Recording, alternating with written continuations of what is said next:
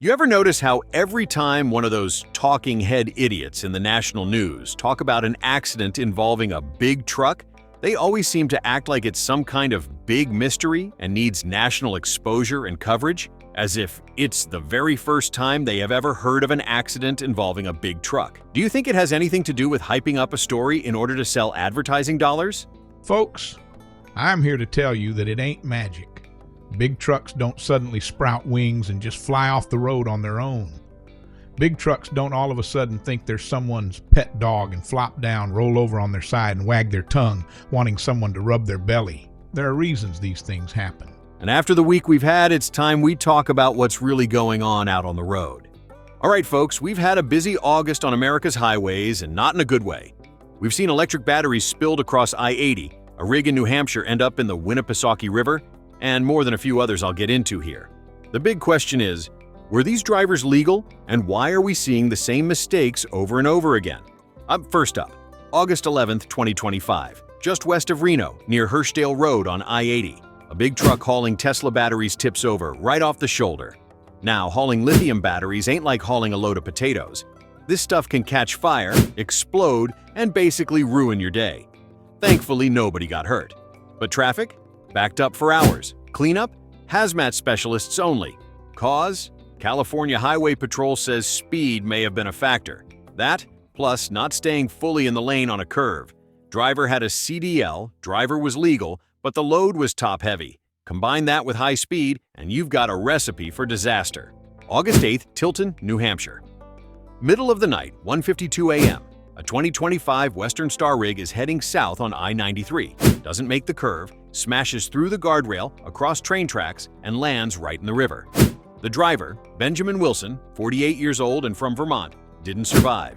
State police say fatigue could be involved, but it's under investigation. No alcohol, no drugs, but possibly too fast for the curve. The driver, Benjamin Wilson, was legal, but here's where it gets tricky. Overnight runs, tight schedules, and curves that look fine in daylight can be deadly at night. In the last month alone, we've had several accidents involving big trucks. See if you notice any common causes or factors. Oklahoma Turnpike. Driver hauling a load of refrigerated freight. Loses control of his truck in the rain and jackknifes, blocking all lanes. Looks like driving too fast in wet weather was a bad combo. Texas I-35. A tanker hauling flammable fuel, rear ends stopped traffic, and causes a massive fireball. The driver was over his legal hours of service. Georgia Route 75. A car hauler overturns after a blown steer tire. The driver was legal. It was chalked up to mechanical failure. What's the common thread? High speed, heavy loads, fatigue, and in a couple cases, drivers pushing past their legal hours. Not always their fault, but the risks stack up. Here's the deal. None of this is new. Back in the day, we had the same kind of wrecks, just less cameras to record it and go viral on the internet. Top reasons? Speeding, fatigue, weather, mechanical failure. Today we add in distracted driving and sometimes less experienced drivers being rushed through training. When you look at this month's wrecks, 2 happened on curves, 3 involved heavy or unstable loads, and at least 2 involved possible fatigue. History repeats itself, folks. You know, back in the day when a guy was looking sleepy, we'd say he was driving with one eye open. That's trucker code for pull over before you end up on the 6 o'clock news. Who knows, maybe if we had more drivers using their CBs again, warning each other about potential issues, we'd prevent a few of these wrecks. I just released a video about the importance of having and using a CB in a big truck. I will put a link at the end of this video for those wanting to view that video. I think you will enjoy it and get a few pointers from it.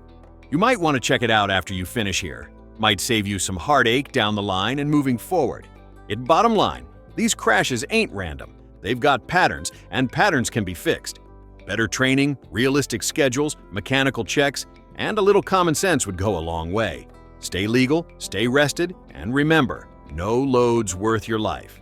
Please smash that like button and the notification bell. Remember to subscribe and share this with another driver. And remember to protect your load, protect your rig, and protect yourself. Leave us a comment below with your thoughts and ideas. If it's a good idea, we will share it with everyone. Just let us know in the comment if that would be okay with you. Well, my friends, stay safe and stay loaded out there. Catch you on the rebound. Remember to keep that left door closed and your hands on the wheel.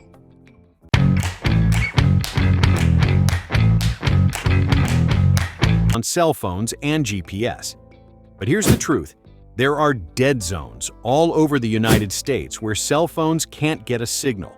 CBs, on the other hand, don't need a signal beamed down from space, a battery charge, or a monthly bill. They work when nothing else does. I was floored when I read the article saying that only about 54% of truck drivers use a CB on a daily basis. I realize we are in a different day and age now when it comes to technology. A lot of the younger drivers today love to use those apps on their phones for everything from getting directions to finding a date. However, what they fail to realize is that most of those phone apps don't update in real time. There is always a lag on that information highway. Sometimes that lag is short, and other times that lag is long. I also can't tell you the number of times that I have stopped to help four-wheelers or big trucks that were broke down with their four ways on, and in an area where their cell phones weren't getting out for them to call for help. When it comes to communication in truckers, it's not really about the chit-chat on the CB radio, although it is a nice way to pass time or BS with another driver heading the same way as you. In the big picture, it's about having a network of eyes and ears ahead of you that one day might save your life or the life of someone else.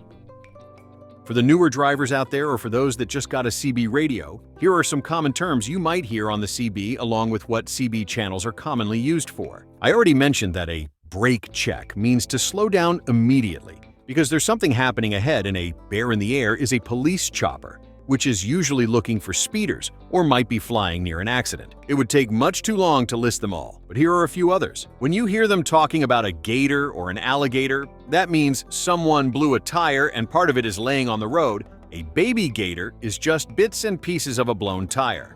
Hammer down is slang for speeding up. Other terms like chicken coop or chicken house refer to way stations. Bumper sticker is someone tailgating, and back door means something behind you.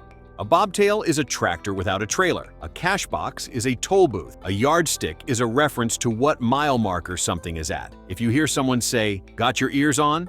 they are asking if you have your radio turned on. They are trying to get your attention. If you are running down the highway gabbing with another driver, it's probably a good idea to take it to any other channel than 19, 17, 10, or 9. Channel 19 is primarily used for traffic and general talk for drivers running east or westbound. Channel 17 is similar to Channel 19, but is generally used by trucks running north and southbound. Channel 10 is generally used for regional or local info, but that varies based on where you are. Channel 9 is one that you want to remember. It's the channel that is dedicated for emergencies and is monitored by the police. So here's the takeaway. You don't need a CB every minute of every trip, but when you need it, you really need it. And when that day comes, it's too late to wish you had one. How's that old saying go? It's better to have it and not need it than it is to need it and not have it. This industry takes care of its own. Let's make sure no one else has to die needlessly. Please smash that like button and the notification bell. Remember to subscribe and share this with another driver. And remember to protect your load, protect your rig, and protect yourself. Leave us a comment below with your thoughts and ideas. If it's a good idea, we will share it with everyone. Just let us know in the comment if that would be okay with you. Well, my friends, stay safe and stay loaded out there. Catch you on the rebound. Remember to keep that left door closed and your hands on the wheel.